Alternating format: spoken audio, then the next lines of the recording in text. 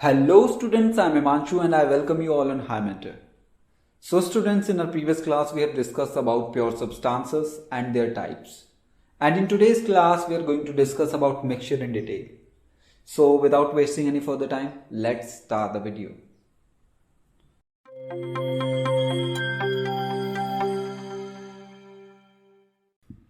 तो बच्चों आज हम शुरू करते हैं मिक्सचर से।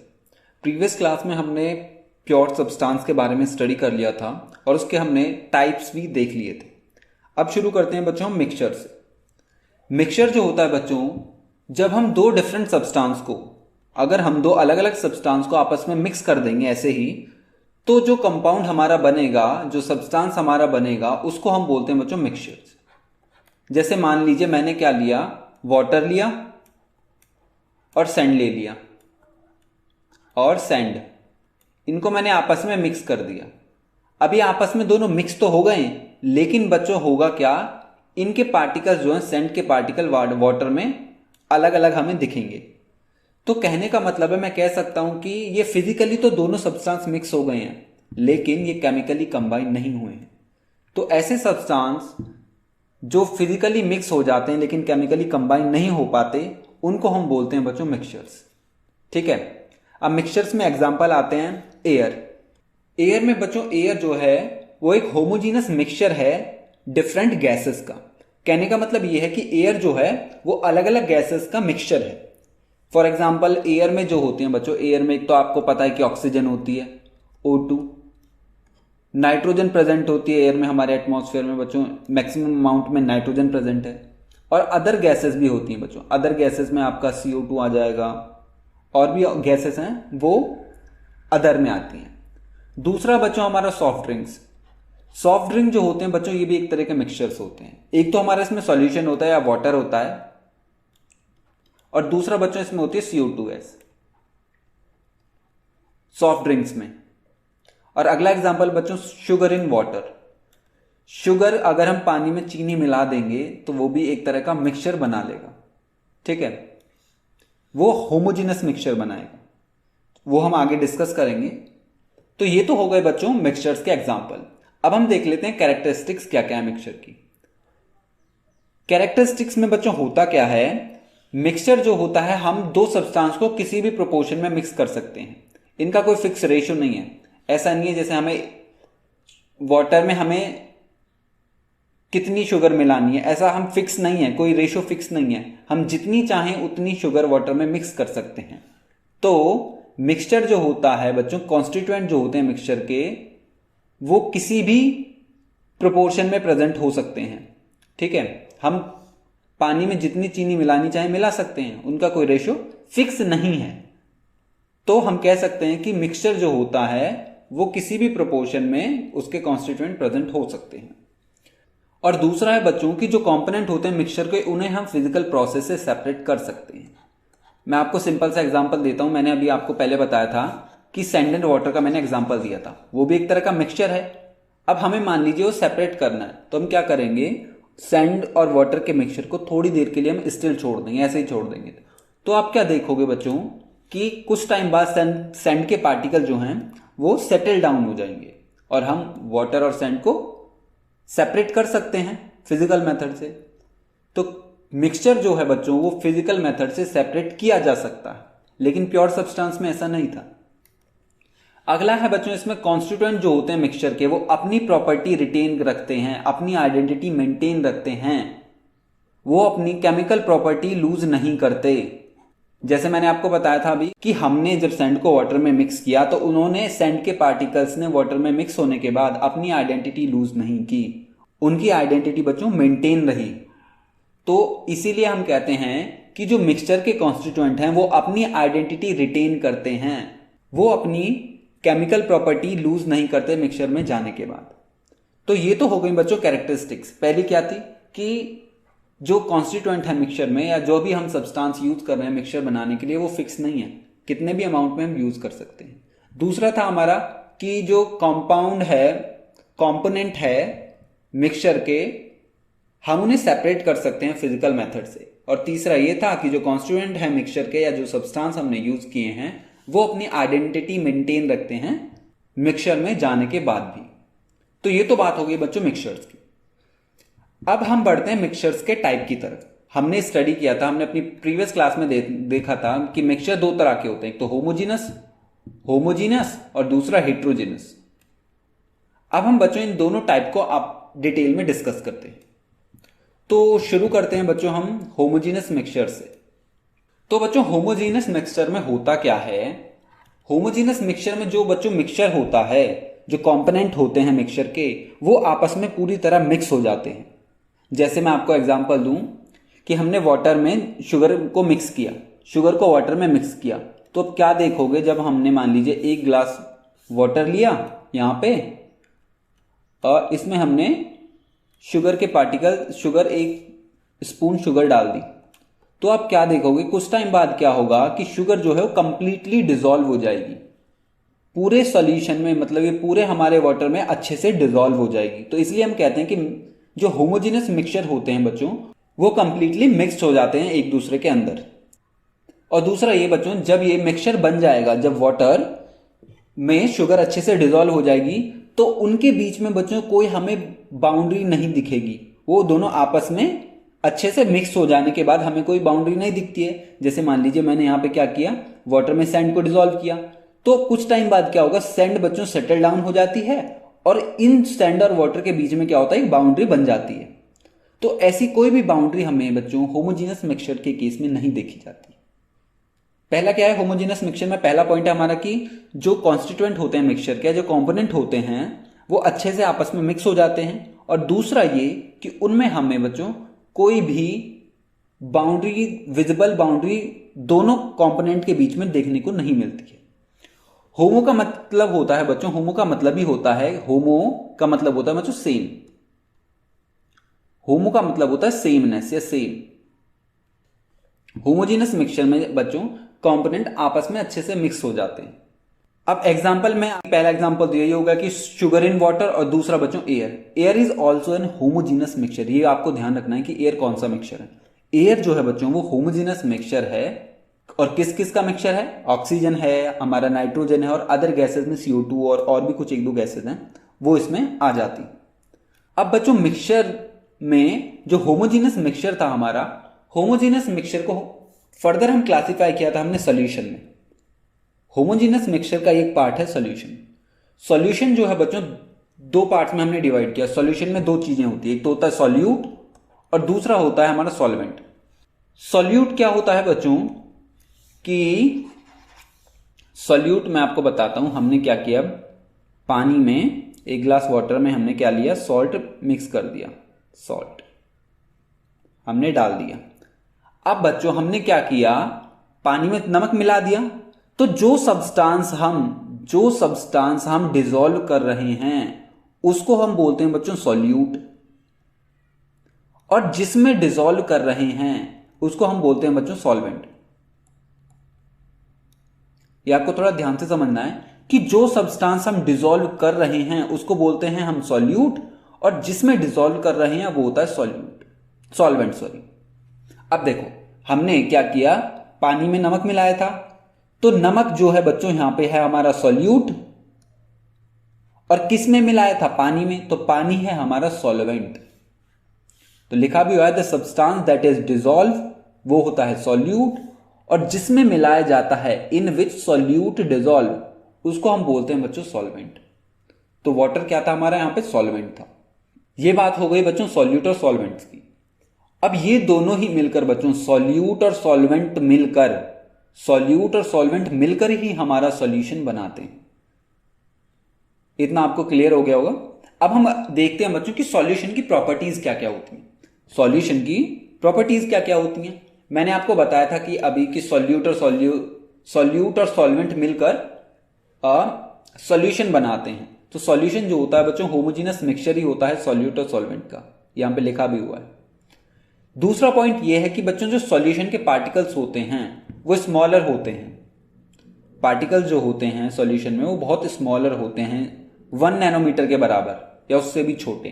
तो 1 नैनोमीटर का मतलब होता है बच्चों, 1 नैनोमीटर का मतलब होता है 1 nm, ये नैनोमीटर, इसमें होता है बच्चों 10⁻⁹ मीटर्स। इतने छोटे पार्टिकल्स होते हैं, तो इनको हम बच्चों अपनी आंखों से देख नहीं सकते, इतने छोटे पार्टिकल्स होते हैं। तो इसलिए हम कहते हैं कि सॉल्यूशन में जो पार्टिकल साइज होता है वो 1 नैनोमीटर से भी कम होता है। ठीक है, और सॉल्यूशन जो होता है बच्चों, स्कैटरिंग ऑफ लाइट शो नहीं करता। क्यों नहीं करता? स्कैटरिंग ऑफ लाइट का मतलब होता है बच्चों कि लाइट का बिखरना या फैलना। आप सभी को पता है कि स्काई का जो कलर होता है वो स्कैटरिंग ऑफ लाइट की वजह से ही होता है। ब्लू कलर जो होता है बच्चों वो स्कैटरिंग ऑफ लाइट की वजह से ही होता है, ये तो आपको पता होगा। तो स्कैटरिंग का मतलब होता है बच्चों लाइट का फैलना। हमने क्या किया, हमने एक ग्लास में एक सॉल्यूशन ले लिया। अगर हम एक स्ट्रॉन्ग बीम ऑफ लाइट, अगर एक लाइट की स्ट्रॉन्ग बीम उस सॉल्यूशन पे डालेंगे, तो बच्चों अगर वो सॉल्यूशन है तो सॉल्यूशन जो है बच्चों वो लाइट को स्कैटर नहीं करेगा, लाइट को फैलाएगा नहीं। क्यों नहीं फैलाएगा बच्चों? लाइट को फैलाने के लिए जो पार्टिकल्स होते हैं, पार्टिकल्स क्या करते हैं मैं आपको बता देता हूं थोड़ा सा। मान लीजिए एक पार्टिकल है, लाइट आई यहां से, ये लाइट को क्या करता है बच्चों, पार्टिकल लाइट को रिफ्लेक्ट करता है, पहले एब्जॉर्ब कर लेता है और फिर इस लाइट को इमिट करता है। इसी को बोलते हैं बच्चों स्कैटरिंग। तो सॉल्यूशन में बच्चों पार्टिकल साइज इतना छोटा होता है कि लाइट जो है इन पार्टिकल से स्ट्राइक ही नहीं कर पाती। जब स्ट्राइक ही नहीं कर पाएगी तो ये पार्टिकल जो है वो लाइट को रिफ्लेक्ट बैक भी नहीं कर पाएगा। तो इसीलिए हम कहते हैं कि जो सॉल्यूशन होता है वो स्कैटरिंग ऑफ लाइट उसमें शो नहीं होती है। इसकी वजह से बच्चों जो पाथ होता है लाइट का वो विजिबल भी नहीं होता है। ये बात हो गई स्कैटरिंग की। अब अगला है इसमें कि जो बच्चों सॉल्यूशन में हमने सॉल्यूट डाला था उनको बच्चों हम फिल्टर नहीं कर सकते सॉल्वेंट में से। हमने मान लीजिए पानी में नमक डाल दिया, अब ऐसा तो नहीं कि हमने फिल्टर पेपर से उसे फिल्टर कर लिया, ऐसा नहीं होता है। तो solute particle can not be filter या can not be separate from the solvent by the filtration. और एक बात और बच्चों, जैसे हमने सैंड में, पानी में सैंड मिलाया था तो कुछ टाइम बाद वो सेटल हो गया था, ऐसे होमोजीनियस मिक्सचर या सॉल्यूशन के केस में ऐसा नहीं होता है। क्यों नहीं होता है? पहला रीजन तो यही है कि पार्टिकल जो है वो कंप्लीटली मिक्स होते हैं एक दूसरे में। ठीक है, तो इसीलिए वो पार्टिकल्स जो हैं बच्चों वो सेटल नहीं करते। अगर हम उन्हें ऐसे ही छोड़ दें तो वो नीचे सेटल डाउन नहीं होते हैं। तो ये प्रॉपर्टीज हो गई हैं बच्चों सॉल्यूशंस की। अब इसमें बच्चों दो तरह के सॉल्यूशंस और आते हैं, जैसे सैचुरेटेड सॉल्यूशन और अनसैचुरेटेड सॉल्यूशन। अब ये क्या होते हैं, चलो देखते हैं। देखो बच्चों, सैचुरेटेड सॉल्यूशन का मतलब होता है कि हमें एक सॉल्वेंट दे दिया, हमें क्या किया, हमें एक सॉल्वेंट दे दिया। अब उस सॉल्वेंट में हम कितना सॉल्यूट डिसॉल्व कर पाएंगे एक पर्टिकुलर टेम्परेचर पे। फिर से मैं बच्चों बताता हूं आपको, हम किसी सॉल्वेंट में कितना सॉल्यूट डिसॉल्व कर पाएंगे एक पर्टिकुलर टेम्परेचर पे, उसको बोलते हैं बच्चों सैचुरेटेड सॉल्यूशन। ठीक है, लिखा हुआ है कि maximum amount of solute that could be dissolve in a given amount of solvent eight a specific temperature. एक स्पेसिफिक टेम्परेचर पे हम कितना सॉल्यूट डिसॉल्व कर सकते हैं सॉल्वेंट में, उसको बोलते हैं बच्चों सैचुरेटेड सॉल्यूशन। ये तो हो गया सैचुरेटेड सॉल्यूशन। अगला है बच्चों हमारा अनसैचुरेटेड सॉल्यूशन। अनसैचुरेटेड सॉल्यूशन में होता क्या है बच्चों, अगर सॉल्यूशन में सॉल्यूट जो है वो मैक्सिमम अमाउंट से कम गया या कम डिसॉल्व किया हमने किसी पर्टिकुलर टेम्परेचर पे, तो उसको बोलते हैं हम अनसैचुरेटेड सॉल्यूशन। सैचुरेटेड में क्या था कि maximum solute that can be dissolve in a solvent eight a specific temperature. लेकिन बच्चों अनसैचुरेटेड सॉल्यूशन में क्या है कि solution has less than the maximum amount, मतलब जो हमें अमाउंट मैक्सिमम अमाउंट चाहिए था उससे कम सॉल्यूट जो है वो सॉल्यूशन में डिसॉल्व किया गया, तो उस सॉल्यूशन को हम बोलते हैं बच्चों अनसैचुरेटेड सॉल्यूशन। तो ये तो चलो बात हो गई बच्चों सैचुरेटेड और अनसैचुरेटेड सॉल्यूशंस की। अब एक पॉइंट और है, अगर हम सैचुरेटेड सॉल्यूशन को जो कि एक पर्टिकुलर टेम्परेचर पे हमने बनाया है उसको हम कुछ टाइम के लिए ऐसे ही छोड़ दें और उसे हम धीरे धीरे ठंडा होने दें, तो उस टाइम क्या होता है बच्चों कि जो हमने सॉल्यूट डाला था वो क्रिस्टल्स की फॉर्म लेना शुरू कर देता है और उस प्रोसेस को बोलते हैं हम बच्चों क्रिस्टलाइजेशन। क्रिस्टलाइजेशन को बच्चों हम वैसे हम डिटेल में डिस्कस करेंगे जब हम सेपरेशन ऑफ कंपाउंड्स पढ़ेंगे, वहां पे हम डिस्कस करेंगे कि क्रिस्टलाइजेशन होता क्या है। इसमें आप इतना ध्यान रखें कि अगर हम सैचुरेटेड सॉल्यूशन है, कोई सैचुरेटेड सॉल्यूशन है जो एक टेम्परेचर पे हमने बनाया है, पर्टिकुलर टेम्परेचर पे, अगर हम उसे धीरे धीरे कूल करने के लिए छोड़ दें तो उसमें होता क्या है बच्चों, क्रिस्टलाइजेशन होना शुरू हो जाती है। जो हमारे सॉल्यूट के पार्टिकल्स हैं वो क्रिस्टल में कन्वर्ट होना शुरू कर देते हैं। ये टेम्परेचर बच्चों हमने इसलिए इंक्रीज किया था सैचुरेटेड सॉल्यूशन बनाने के लिए कि बच्चों जब हम सॉल्वेंट का टेम्परेचर बढ़ा देंगे ना तो हम उसमें ज्यादा से ज्यादा सॉल्यूट डिसॉल्व कर सकते हैं। ठीक है, जो टेम्परेचर होता है बच्चों, जब हम टेम्परेचर को बढ़ाते हैं तो इस सॉल्युबिलिटी को भी बढ़ा देता है। वो हम अभी डिस्कस करने वाले हैं, ये आप ध्यान रखिएगा। तो ये बात हो गई बच्चों सैचुरेटेड एंड अनसैचुरेटेड सॉल्यूशंस की। अब बढ़ते हैं बच्चों हम सॉल्युबिलिटी की तरफ। अब सॉल्युबिलिटी का मतलब क्या होता है? सॉल्युबिलिटी भी बच्चों सैचुरेटेड सॉल्यूशन जैसा ही है थोड़ा थोड़ा। सॉल्युबिलिटी का मतलब होता है बच्चों कि हम कितना सॉल्यूट एक सॉल्वेंट में मिला पाएंगे किसी स्पेसिफिक टेम्परेचर पे, उसको हम बोलते हैं सॉल्युबिलिटी। जैसे मान लीजिए हमने क्या लिया, नमक ले लिया और 100 ग्राम हमने 100 ग्राम ऑफ वाटर, ये हमने वाटर ले लिया। अब हम इस वाटर में कितना सॉल्यूट या कितना हम नमक मिला सकते हैं उसको बोलते हैं बच्चों सॉल्युबिलिटी। तो हम बच्चों 100 ग्राम ऑफ वाटर में 36 ग्राम ऑफ NaCl मिला सकते हैं at 20 degree Celsius. At normal temperature पे हम 100 ग्राम पानी के अंदर 36 ग्राम ऑफ NaCl मिक्स कर सकते हैं। तो ये होता है बच्चों सॉल्युबिलिटी। ठीक है, अब सॉल्युबिलिटी बच्चों कौन कौन से फैक्टर्स पे डिपेंड करती है? पहला है सॉल्युबिलिटी जो बच्चों डिपेंड करती है एक तो नेचर ऑफ सॉल्यूट और सॉल्वेंट पे, इन दोनों पे डिपेंड करती है। दूसरा टेम्परेचर पे बच्चों नॉर्मली, आप ध्यान रखिएगा, नॉर्मली जो है बच्चों टेम्परेचर बढ़ाने पर जो सॉल्युबिलिटी होती है वो भी बढ़ती है नॉर्मली। लेकिन बच्चों कुछ केसेस में क्या होता है, कुछ ऐसे एक्सेप्शंस केस भी हैं जहां पे सॉल्युबिलिटी बच्चों टेम्परेचर बढ़ाने के साथ घटती है। तो आप नॉर्मली वाला ये ध्यान रखिएगा कि नॉर्मली जब हम टेम्परेचर बढ़ाते हैं तो सॉल्युबिलिटी जो होती है सॉल्यूशन की वो भी बढ़ जाती है। अगला है बच्चों प्रेशर। सॉल्युबिलिटी हमारी बच्चों प्रेशर पे भी डिपेंड करती है। तो बच्चों गैस के लिए सॉल्युबिलिटी जो होती है बच्चों, प्रेशर बढ़ाने के साथ साथ सॉल्युबिलिटी भी बढ़ती है। गैस के लिए सॉल्युबिलिटी भी बढ़ेगी इन केस ऑफ गैस। अगर हम कोई गैसेस मिक्सचर है हमारे पास तो उसकी सॉल्युबिलिटी बच्चों बढ़ेगी एज प्रेशर इंक्रीजेस। लेकिन अगर हमारे पास लिक्विड है तो बच्चों लिक्विड के केस में प्रेशर बढ़ाने पर सॉल्युबिलिटी पर कोई फर्क नहीं पड़ता है। तो ये आप ध्यान रखिएगा सॉल्युबिलिटी के केस में। तो ये तो खत्म हो गया बच्चों हमारा होमोजेनस मिक्सचर क्या था। अब हम क्या करते हैं, अब हम बढ़ते हैं आगे कंसंट्रेशन ऑफ सॉल्यूशन। अब उस कंसंट्रेशन ऑफ सॉल्यूशन में बच्चों हम पढ़ेंगे मास परसेंटेज और वॉल्यूम परसेंटेज के बारे में। तो कंसंट्रेशन का मतलब होता क्या है? कंसंट्रेशन का मतलब होता है बच्चों कि एक सॉल्यूशन में कितना सॉल्यूट प्रेजेंट है। लिखा भी हुआ है, हमने लिखा है कि amount of solute present in A given amount of solution, कि किसी सॉल्यूशन में कितना सॉल्यूट प्रेजेंट है वही उसकी कंसंट्रेशन होती है। अब शुरू करते हैं बच्चों मास परसेंटेज से। मास परसेंटेज में बच्चों हम क्या देखते हैं, हम देखते हैं कि 100 ग्राम ऑफ सॉल्यूशन में हमारा कितना सॉल्यूट प्रेजेंट है उसको हम देखते हैं बच्चों मास परसेंटेज से। तो ये बच्चों सिंपल है, हमें कुछ नहीं करना है इसमें, हमें सिंपल परसेंटेज निकालनी है।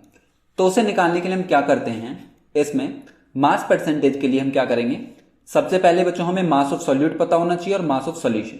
तो जो टोटल मास होगा सॉल्यूशन का उसे नीचे रखेंगे, जो सॉल्यूट का मास होगा उसे हम ऊपर रखेंगे और इंटू 100 कर देंगे, तो हमें मास परसेंटेज मिल जाएगा। और वहीं हमारा है दूसरा वॉल्यूम परसेंटेज।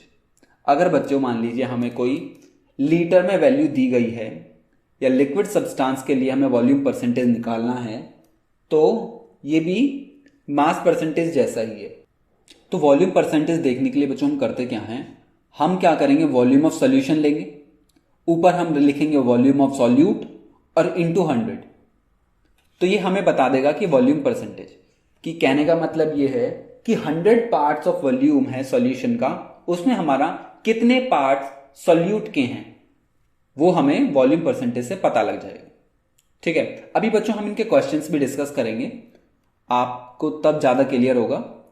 ठीक है, एक है बच्चों हमारा मास बाय वॉल्यूम परसेंटेज।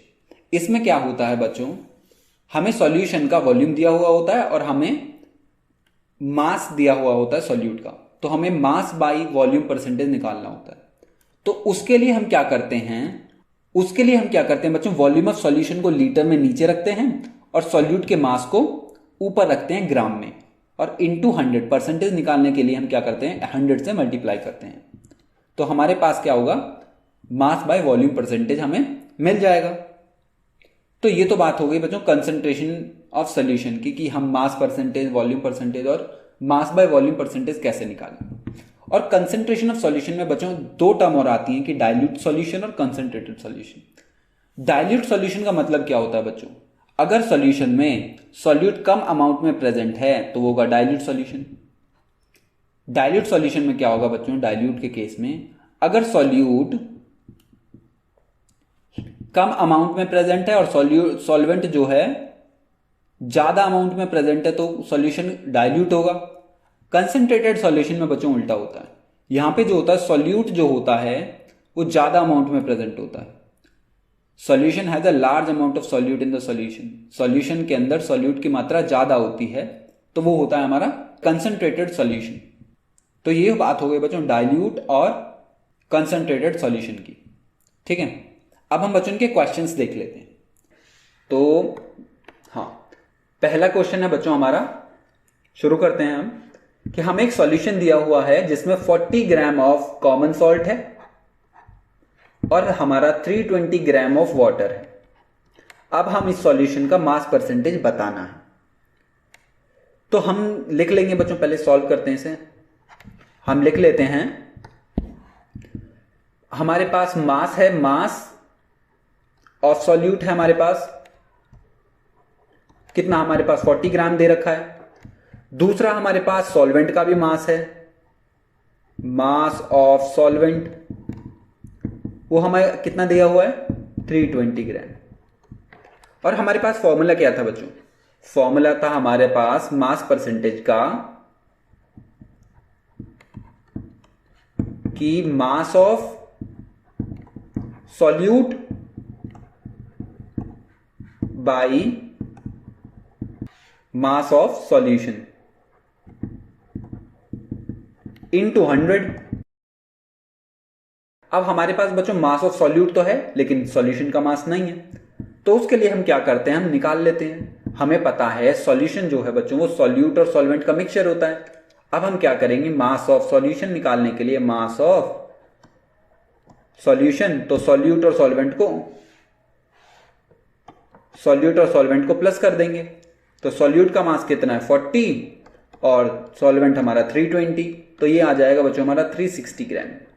अब मास परसेंटेज निकालने के लिए हम फॉर्मूले में इसकी वैल्यू डाल देंगे, फॉर्मूले में हम वैल्यू रख देते हैं। तो मास परसेंटेज इक्वल्स टू हमारे पास कितना 40/360 इंटू 100। अब सॉल्व कर लेते हैं इसे, तो ये हो जाएगा हमारा कुछ बच्चों 11.1%, ये कुछ इतना आएगा। मास परसेंटेज जो होगा इस सॉल्यूशन का 11.1% समथिंग आएगा। ठीक है, तो बच्चों हम इसे ऐसे सॉल्व करेंगे। चलो अब हम दूसरा क्वेश्चन देख लेते हैं। दूसरे क्वेश्चन में क्या है हमारे पास है एक सॉल्यूशन है 10 ml ऑफ एथेनॉल का जो 200 ml ऑफ वाटर में डिसॉल्व किया गया है। अब हमें वॉल्यूम परसेंटेज निकालनी है। तो उसे बच्चों हम कैसे निकालेंगे, सेम तरीका है। हम सबसे पहले क्या लिखेंगे, यहां पे हम लिखते हैं वॉल्यूम ऑफ सॉल्यूट, या एथेनॉल भी हम लिख सकते हैं, 10 ml है, और वॉल्यूम ऑफ हम सॉल्वेंट हमारा 200 ml है। और वहीं बच्चों हम अगर वॉल्यूम निकालें सॉल्यूशन का तो वो कितना होगा, सॉल्यूट और सॉल्वेंट को प्लस कर देंगे तो ये आ जाएगा हमारा 210। अब फॉर्मूला है हमारे पास बच्चों वॉल्यूम परसेंटेज का, या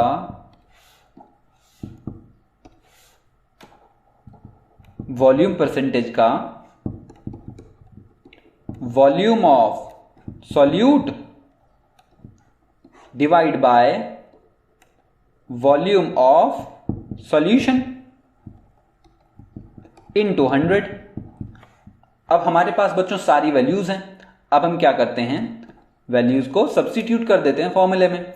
तो वॉल्यूम ऑफ सॉल्यूट हमारे पास कितना है 10 ml, और टोटल कितना है हमारे पास 210 इंटू 100। सॉल्व करते हैं, इसे सॉल्व करके बच्चों आ जाएगा हमारे पास 4.76 समथिंग आएगा। ठीक है बच्चों, तो ये तो हो गई वॉल्यूम परसेंटेज की बात कि हम क्वेश्चन कैसे सॉल्व करेंगे। तो आई होप बच्चों आपको इतना समझ में आ गया होगा। यहां तक हमने आज मिक्सचर के बारे में डिस्कस किया, हमने होमोजेनस मिक्सचर के बारे में डिस्कस किया, हमने कंसंट्रेशन ऑफ सॉल्यूशन के बारे में डिस्कस किया। अब नेक्स्ट है बच्चों हमारा हेट्रोजीनस मिक्सचर। हेट्रोजीनस मिक्सचर को बच्चों हम क्या करते हैं, हम इसे नेक्स्ट क्लास में देखेंगे। आप अभी तक इतना अच्छे से रिवाइज कीजिएगा और क्वेश्चन प्रैक्टिस कीजिएगा कंसंट्रेशन ऑफ सॉल्यूशन के। और अब मिलते हैं हम आपसे नेक्स्ट वीडियो में। तब तक के लिए bye bye and have a great day.